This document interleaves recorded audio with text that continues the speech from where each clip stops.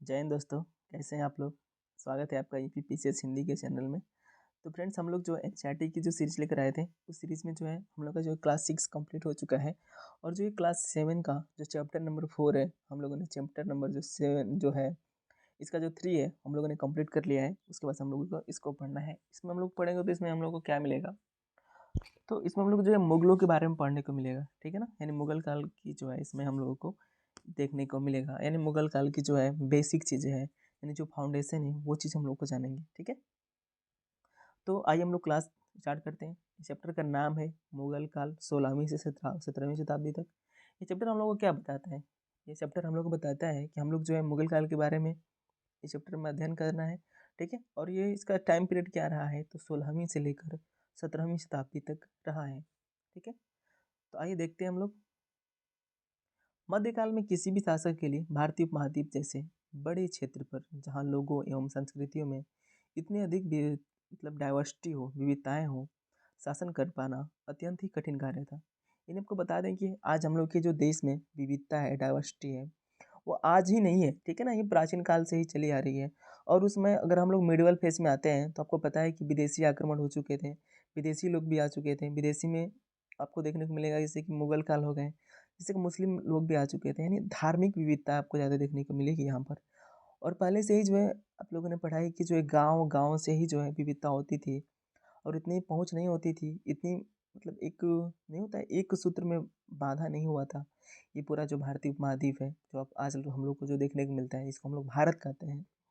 तो पहले भी बहुत सारे रही हैं, यानी जैसे कि भौगोलिक जो है विविधताएं हैं, सांस्कृतिक विविधताएं हैं, लोगों के रहन सहन अलग अलग हैं। तो ये चीज़ें जो है होने के बावजूद क्या है ना, कि एक राजा को पूरे भारत पर शासन करने में बहुत सारी समस्याएं होती हैं, और एक यहाँ पर निश्चित और एक जो है कंप्लीट संविधान की मांग पर ही जो है इस देश को चलाया जा सकता था।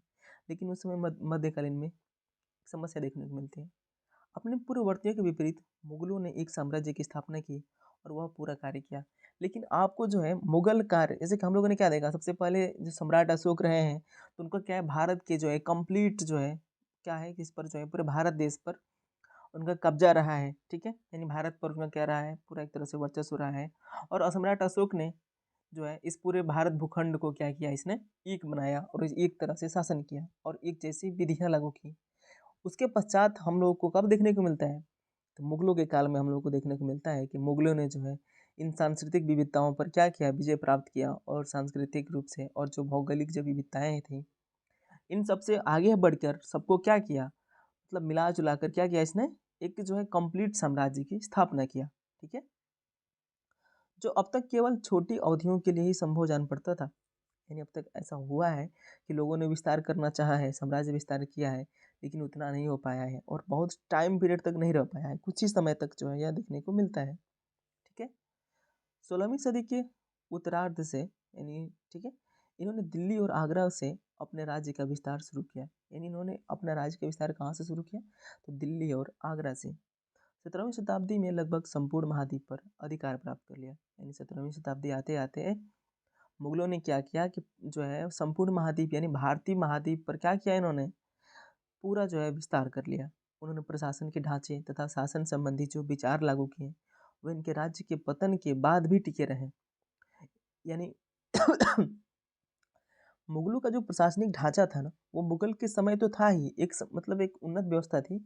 लेकिन मुगलों के बाद भी जब मुगल जब पतन हो गया, मुगलों का जो पतन हुआ, जब मुगलों में भी अयोग्य शासक आने लगे और इनका जो उत्तराधिकार जो समाप्त होने लगा और इनके जो शासक थे कम्प्लीटली मतलब डाउनफॉल होने लगे। लेकिन इनकी जो पॉलिसी रही है, जो नीतियाँ रही हैं, जो विचार रहे हैं शासन संबंधी, ठीक है, और जो प्रशासनिक आधार रहा है, वो राज्य जब पतन भी हो गया है मुगलों का, तो भी वो टिका रहा है। ठीक है, यह एक ऐसी राजनीतिक धरोहर थी जिसके प्रभाव से उपमहाद्वीप में उनके पश्चात आने वाले शासक अपने को अछूता न रख सकें। ठीक है, यानी इनकी जो सांस्कृतिक जो इनकी उपलब्धियां हैं, उनसे क्या है ना कि लोग, जैसे कि आज के भी जो हमारे राजनेता हैं, आज भी हमारे जो देश के लोग हैं उससे बच नहीं पाए हैं।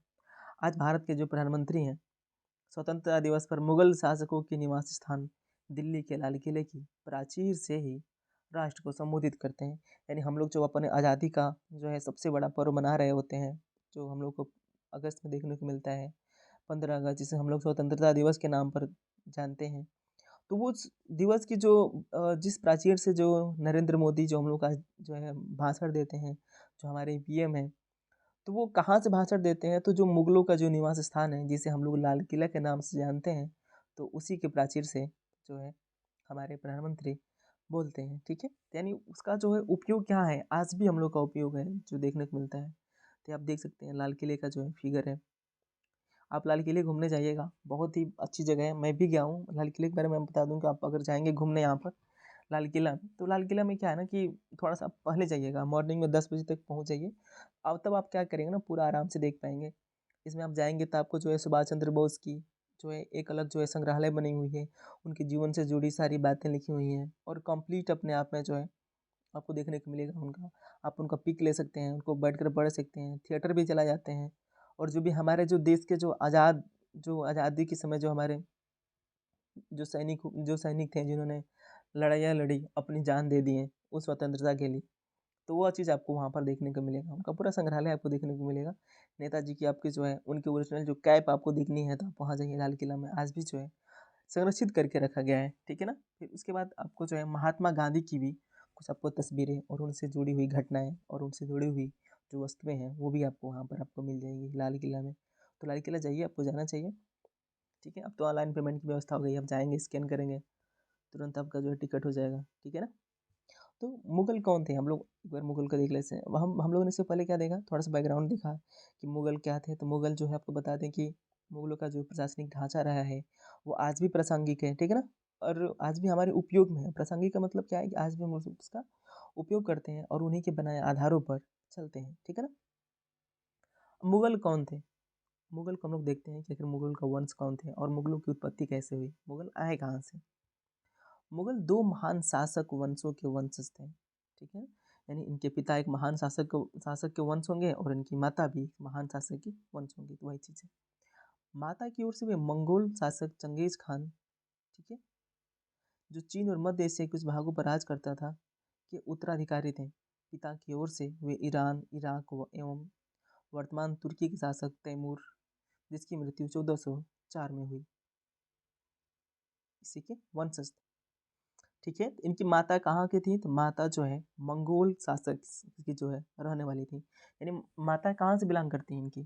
ठीक है, तो इनकी जो माता, तो मुगलों की जो माता आपको देखने की मिलेंगी, तो वो माता है वो जो है चंगेज खान से संबंधित है। यानी जो है वो मंगोल शासक जो है मंगोल वंश की वंशज है, यानी वहाँ की रहने वाली हैं इनकी जो माता है मुगलों की। और इनके पिता तैमूर, जो तैमूर शासक रहे हैं, उनके जो है मतलब इनके पिता कौन से थे, तो तैमूर वंश के शासक रहे हैं। यानी जब दोनों का शादी हुआ है या जो भी है, तो उनकी उत्पत्ति कौन है, तो मुगल है। ठीक है ना।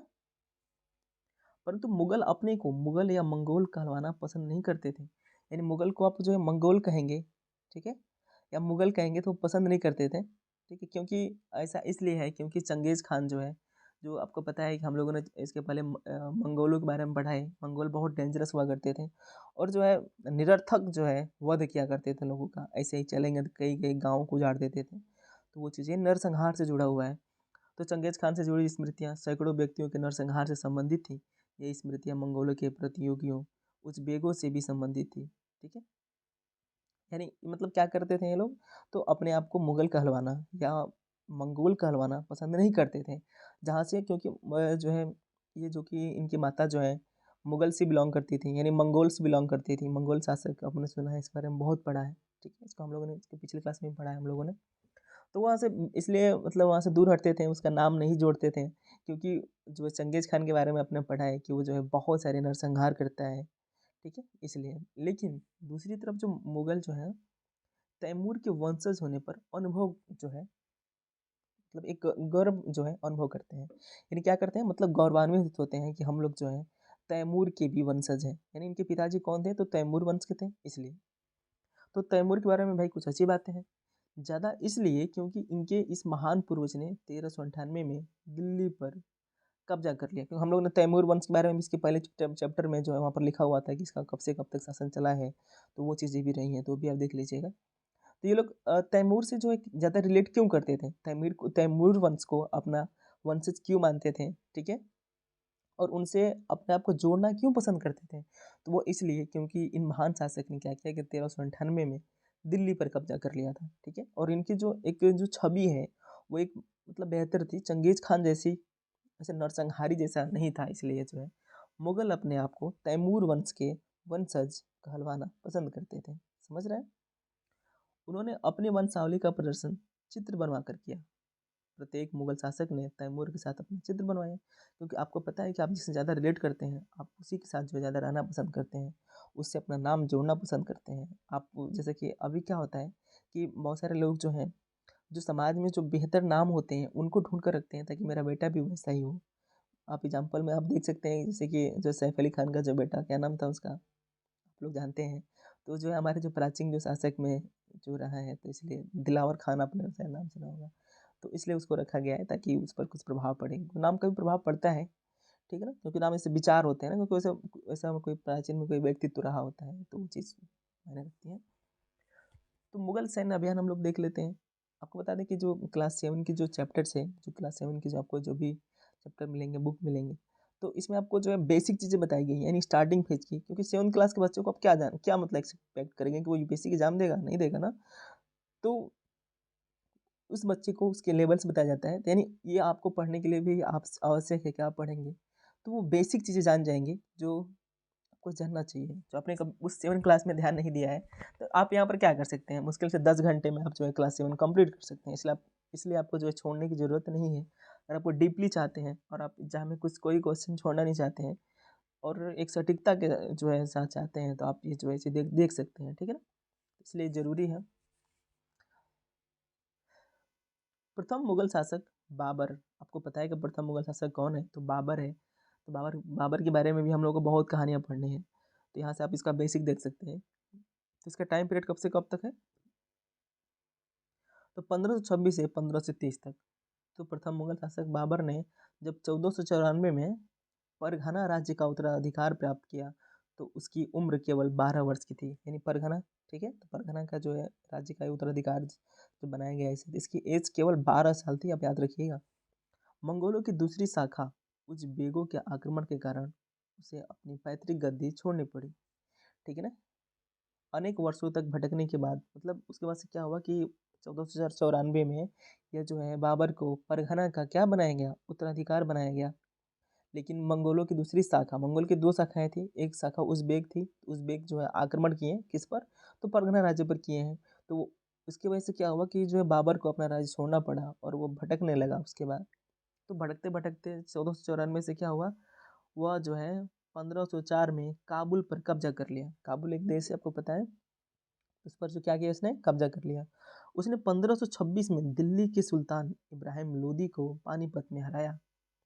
आपको जो है पानीपत का युद्ध भी बहुत डिटेल में पढ़ना है, आप घबराएंगे नहीं। मैं इसका जो है स्टैटिक क्लास भी आपको जो इसी चैनल पर आपको प्रोवाइड करा दूंगा, और उसको प्रोवाइड भी है। आप यहाँ से एंशिएंट हिस्ट्री देख सकते हैं, मेडिवल हिस्ट्री भी स्टार्ट है, वो भी आपको जो है कंप्लीट देखने को मिलेगी, जहाँ पर इन सारे शासकों की जो है उल्लेख किया गया जो आपके एग्जाम के लिए इंपॉर्टेंट है, ठीक है ना। तो 1526 में क्या करता है, तो जो है जो बाबर है वो आक्रमण करता है दिल्ली पर। तो उस समय दिल्ली के सुल्तान कौन था, तो इब्राहिम लोदी हुआ करते थे। तो इब्राहिम लोदी का युद्ध हुआ किससे, तो 1526 में बाबर वर्सेस इब्राहिम लोदी, ठीक है। और दिल्ली और आगरा को अपने कब्जे में कर लिया। यानी यहाँ पर किसकी जीत होती है, तो बाबर की जीत होती है और उसने क्या किया, इब्राहिम लोदी को हरा दिया, ठीक है। अब कुछ इंपॉर्टेंट चीज़ है कि 16वीं शताब्दी के युद्धों में तोप और गोलाबारी का पहली बार इस्तेमाल हुआ। यानी यहाँ पर आपको जो है जो बाबर क्या देखने को मिलता है, तो बाबर से यहाँ पर तोपों की जो है वर्षा कर देता है, यानी तोप के गोलों का, ठीक है। बाबर ने इनका पानीपत की लड़ाई में प्रभावी ढंग से यूज किया। बाबर बाबर क्या था ना, एक योगी शासक था, समझ रहे हैं। योग शासक का मतलब एक योगी सैनिक भी था, सेनापति था, तो यानी उसको युद्ध लड़ना आता था, ठीक है। और पहले के जानते हैं आप, पहले का राज्य जो है नेता जैसे वोट तो होते नहीं थे, जो जितना ज़्यादा बलशाली वो उतना बड़े राज्य पर कब्जा करेगा। तो वही सिस्टम बना हुआ था। तो आप यहाँ से देख सकते हैं, ये पानीपत की जगह है जो दिल्ली के बिल्कुल पास है। पानीपत आपको पता है, हरियाणा ही शहर, आप जानते हैं। तो पानीपत की लड़ाई कहाँ हुई है, ठीक है ना। तो पानीपत की लड़ाई जो है पहली बार जो है इब्राहिम लोदी और बाबर के बीच हुई है, ठीक है ना। इसे आप याद रखिएगा। तो 1526 में हुई है। वनडे एग्जाम में आपको जो यहाँ से क्वेश्चन पूछता है, तो ये चीज़ आप यहाँ से इसको याद कर लेंगे, ठीक है ना, ये चीज़। इसका पीडीएफ आपको जो है, अगर आप इसका पीडीएफ चाहते हैं एनसीईआरटी का, तो एनसीईआरटी का जो है आप गूगल प्ले स्टोर पर जाएंगे तो आपको जो है एनसीईआरटी सर्च करेंगे ना, एनसीईआरटी हिंदी, तो आपको जो है वहाँ पर आपको एक ऐप देखने को मिलेगा। आप उस ऐप में जाकर सारे पीडीएफ डाउनलोड कर सकते हैं, उसको रीड कर सकते हैं, उसको देख सकते हैं। एक ऐड आएगा, उस ऐड के बाद आप देख सकते हैं उसको, ठीक है। अगर आप चाहेंगे जिद करेंगे तो आप लोग को जो है टेलीग्राम पर भी इसको प्रोवाइड कर दिया जाएगा। टेलीग्राम पर चैनल है, इसी वीडियो के डिस्क्रिप्शन में इसका लिंक भी देखने को मिल जाएगा, ठीक है ना। तो उस लिंक में आप क्लिक करेंगे तो सीधे टेलीग्राम चैनल पर चले जाएंगे, तो आपको वहाँ पर पीसीएस से जुड़ी आपके सारी पीडीएफ आपको प्रोवाइड किए जाएंगे। फिलहाल में आरओ का जो है बैच चल रहा है, तो आप वहाँ से इसको पीडीएफ देख सकते हैं, करंट अफेयर देख सकते हैं, जो भी देखना है। और जो भी चीज़ आपको मिलेंगी ना वो पूरी कंप्लीट मिलेंगी, आप याद रखिएगा। जो भी बैच आपको शुरू दिख रहा होगा वो अपने आप में कंप्लीट होगा, 1 डे से लेकर पीसीएस एग्जाम तक, ठीक है ना। ये चीज़ें आप यहाँ से पानीपत देख सकते हैं।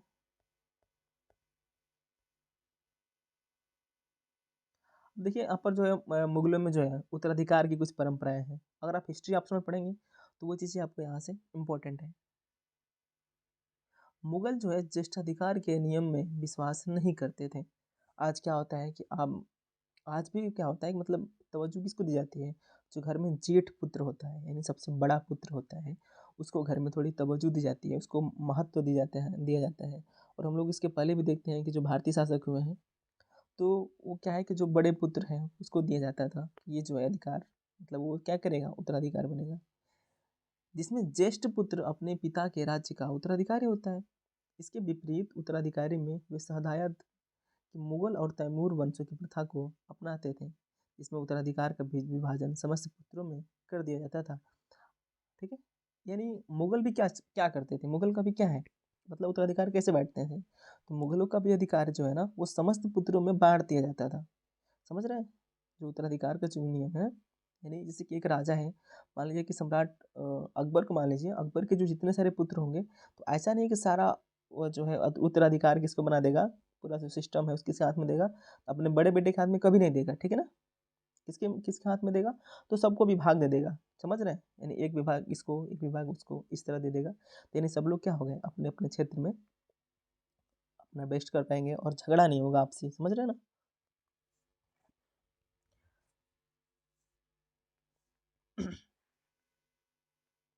मुगलों के अन्य शासकों के साथ संबंध, अब मुगलों के जो हम लोग अन्य शासकों के साथ संबंध भी देख लेंगे, ठीक है।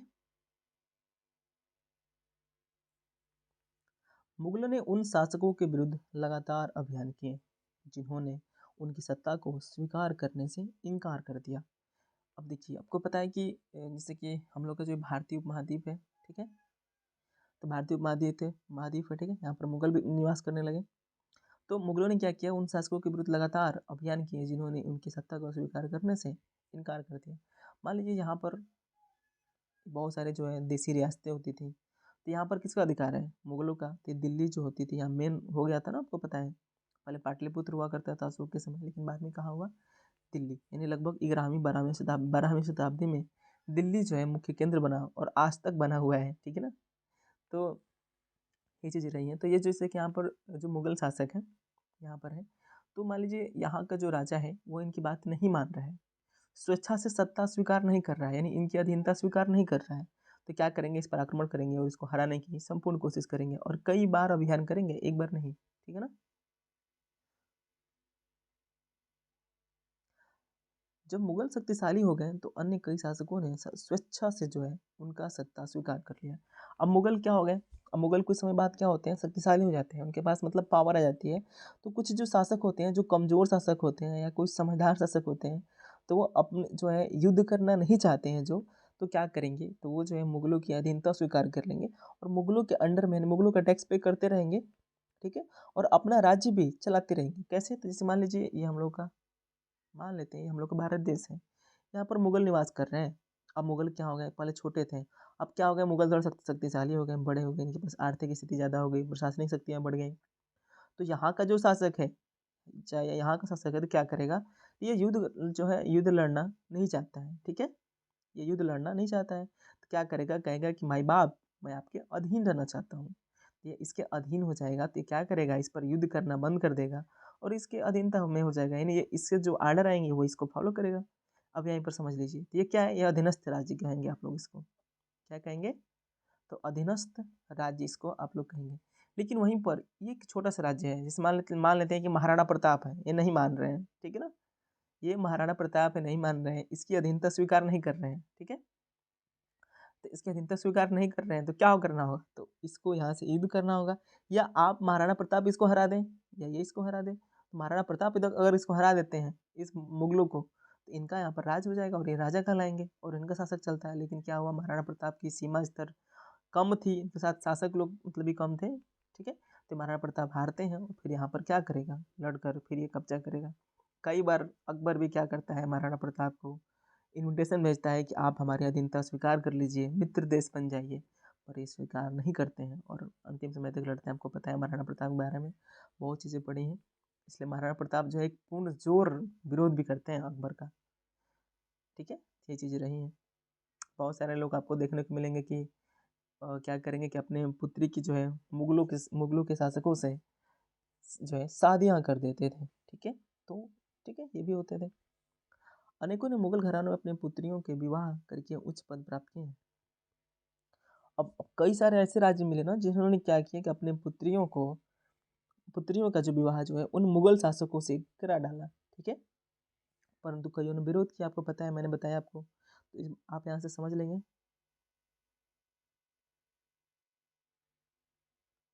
अब देखिए यहाँ पर भी देख सकते हैं राजपूतों के साथ मुगलों की शादियाँ। जहांगीर की जो माँ थी वो कछवा की राजकुमारी थी, ठीक है, वह अंबर के राजपूत शासक की पुत्री थी। शाहजहां की माँ एक राठौर राजकुमारी थी, यानी मारवाड़ राजपूत शासक थे। यानी आप देख सकते हैं कि जो मुगलों ने कहाँ कहाँ पर शासन किया है, तो यानी जयपुर से किया है। मुगलों ने एक जयपुर की जो है रानी थी, राजकुमारी थी, यानी जिसका नाम क्या था, कछुआ थे, ठीक है, यानी कछुआ की राजकुमारी जो हुआ करती थी, ठीक है, तो उनका शादी हुआ है मुगलों के से। और एक जो है आपको पता है कि जो जोधपुर में जो राठौड़ की जो है राजधानी हुआ करती थी, ठीक है, वहाँ की जो रानी जो राजकुमारी हुआ करती थी उनका विवाह किससे हुआ है, तो मुगलों से हुआ है। और इन लोगों ने क्या किया, फिर इससे मुगल जो है दिल्ली से जो है अधीनता स्वीकार कर लिया, ठीक है, ये चीज़ें हैं, आप यहाँ से समझ लेंगे। तो ये जो बेसिक चीज़ें आपको ये समझेंगे तो आपको जो आगे प्रॉब्लम नहीं होगी। मेवाड़ के सिसोदिया राजपूत लंबे समय तक मुगलों की सत्ता को स्वीकार करने से इनकार करते रहे, परंतु जब वे हारे तो मुगलों ने उनके साथ सम्मानी व्यवहार किया और उन्हें उनकी जागीरें वतन जागीर के रूप में वापस कर दी, ठीक है, पराजित करने परंतु अपमानित न करने के बीच सावधानी से बनाए गए संतुलन की वजह से मुगल भारत के अनेक शासकों और सरदारों पर अपना प्रभाव बढ़ा पाए। अब देखिए क्या हुआ कि बहुत सारे जो है, मान लीजिए मुगल एक तरह से मान लीजिए बहुत बड़े हो गए, ठीक है ना, मुगलों का जो आकार है बढ़ गया, तो मुगल क्या करते थे, किसी अगर कोई कोई राज्य है उसको जीत लेते थे, ठीक है, अगर वो इनकी सत्ता स्वीकार नहीं करता था, और जो इनकी सत्ता स्वीकार कर ले, टैक्स पे करने पर जो है मंजूरी दे दे और इनकी बातें मानने लगे और इनके अधीन हो जाए, तो उसको अपना मित्र बना लेते थे और उसे अपना टैक्स करके अपना जो है अपने शासक वहाँ पर रख कर अपने कार्य करते थे।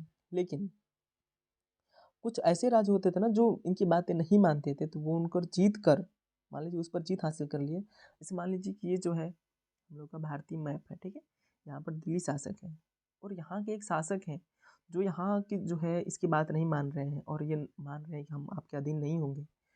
तो क्या करेगा ये जो मुगल का जो शासक है, मुगल वंश के लोग हैं, यहाँ पर आएंगे, इसको आक्रमण कर देंगे, परंतु आक्रमण करके ये बेइज्जत नहीं करेंगे, इसको अपमानित नहीं करते थे। क्या करते थे, तो ये बीच का रास्ता निकालते थे और इनको इनकी जागीरें वापस कर देते थे, और कहने का मतलब है कि इनको एक तरह से मित्र की तरह व्यवहार करते थे। और फिर ये क्या करेंगे, अब कोई व्यक्ति हार गया, फिर उसकी आप जो है फिर आप उसको जो वही दर्जा देना चाहते हैं, तो वो क्या करेगा, आपसे मित्रता तो करेगा ही और आपके अधीन हो जाएगा। और इन्हीं कारणों से क्या हुआ कि भारत में पूरे लगभग भारत में इसने क्या किया, मुगलों ने शासन कर पाया और पूरे मतलब संपूर्ण भारत में अपना राज्य स्थापित कर पाए, इनका विस्तार हो पाया, ठीक है। लेकिन आपको पता है कि इस संतुलन को हमेशा बरकरार रखना कठिन था, क्योंकि आप इसको बहुत ज़्यादा समय तक नहीं रख सकते। हमको पता है प्राचीन काल से ही आ रहा है, क्योंकि आपको पता है कि जब एक स्थानीय शक्तियाँ मजबूत होती हैं तो अपने राजा की अधीनता को अस्वीकार भी कर देते हैं। ये चीज़ आप लोगों ने बहुत अच्छे से समझा है पिछले क्लास में भी। अब यहाँ से मनसबदार और जागीरदार है, मनसबदार और जागीरदार आपको इसी के ठीक नेक्स्ट क्लास में, अगर आप इस वीडियो को देख रहे हैं जहाँ एंड किए आप यहीं शुरू करिएगा इसको, ठीक है, आपको यहाँ से आपको देखने को मिल जाएगा, ठीक है। इस वीडियो में बस इतना ही, थोड़ा सा छोटा वीडियो है क्योंकि ज़्यादा वीडियो बना देने पर शायद मतलब बोर हो जाएँ तो इसलिए है जो है छोटा-छोटा वीडियो मतलब बनाना पड़ता है। अगर आप लोग को जो है लाइव क्लास चाहिए तो आप प्लीज़ कमेंट करिए। अगर 10 बच्चे लाइव क्लास में अगर आने के लिए इच्छुक हैं तो बिल्कुल एनसीईआरटी क्लास आपको जो है लाइव मिलेगी और आपके डिमांड पर मिलेगी। अगर आप चाहते हैं कि कोई और भी एनसीईआरटी आपको पढ़नी है, अच्छे से समझनी है, तो आप बता सकते हैं। बिल्कुल हम आपके साथ हैं फ्रेंड की तरह, ठीक है? कोई भी आपको डाउट हो तो आप प्लीज़ कमेंट करें। आप जाकर वहाँ पर जो इसकी कम्युनिटी बनी हुई है ना, जो वहाँ पर अभी कमेंट करेंगे तो आपको बहुत पहले से हो जाएगा, ठीक है? तो फ्रेंड्स आज क्लास में बस इतना ही। Thank you, bye bye. तैयारी करते रहिए और एनसीईआरटी मन से पढ़ते रहिए। Thank you.